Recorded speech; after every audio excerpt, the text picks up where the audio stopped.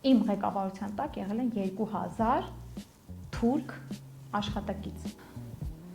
Արի սկսեմ ամենասկզբից, որպեսզի մարդկանց մոտ թյուրքարծիք չձևավորվի Արմինե Բաբայանի եւ Կատրանդեի մասին, քանի որ շատ են խոսում, որ Կատրանդեն շատ արագ աճեց, բայց արի սկսեմ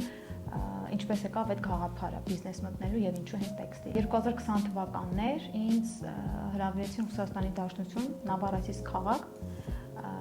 որպես վաճառքի բաժնի տնօրեն աշխատելու։ Ես Հայաստանում խնդիրներ ունեի ֆինանսական, նաև աշխատանքային խնդիր ունեի, որոշեցի ընդունել այդ հրավերը։ Նավարասիսկում չէի եղել երբևէ, չունեի որևէ բարեկամ, որևէ ծանոթ, ոչ ոք չունեի։ Գիտեի ինչ կազմակերպություն է, գիտեի արտահանումներով եւ ներմուծումներով այս զբաղվում մրգերի։ Ես գիտեի ռուսական կազմակերպություն է ուղղակի, որովհետեւ մենք կամ խոսում էինք ռուսերեն, կամ խոսում էինք հայերեն, բանակցությունները վարելուց ես Հայաստանից իրանք Նավարասիսկից։ Ինձ թվում էր կամ հայ են, կամ ռուս։ Գնացի առաջին օրը էլի հայերեն խոսեցինք, կեսը ռուսերեն, կեսը հայերեն, օքեյ, ֆուլ։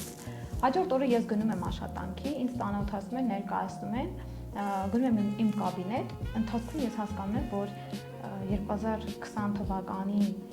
հոկտեմբերի ուրեմն 19-ներ ես այդ օրը իմանում եմ, որ ես ընդունվել եմ մի կազմակերպություն, որտեղ աշխատակիցները 2500 հոգի են, որոնցից 2300-ը թուրք եւ քուրդ են, միակ հայ եղել եմ ես, միակ ղեկավարը։ Չեմ վախեցել, բայց դիսկոմֆորտի մասին կարող եմ երևի թե չպատմել, որովհետև այդ պատերազմի այդ շրջան անընդհատ եռում էր այդ խոսակցությունները։ Իմ ղեկավարության տակ եղել են 2000 թուրք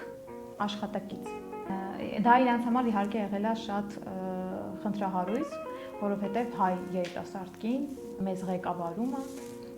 Ամեն դեպքում ստացվեց այնպես, որ ես որոշում կայացրեցի այդտեղից տեղափոխվել Մոսկվա, քանի որ չունեի այլևս ստիմուլ այդտեղ աշխատելու, մենակություն ինձ խեղդում էր։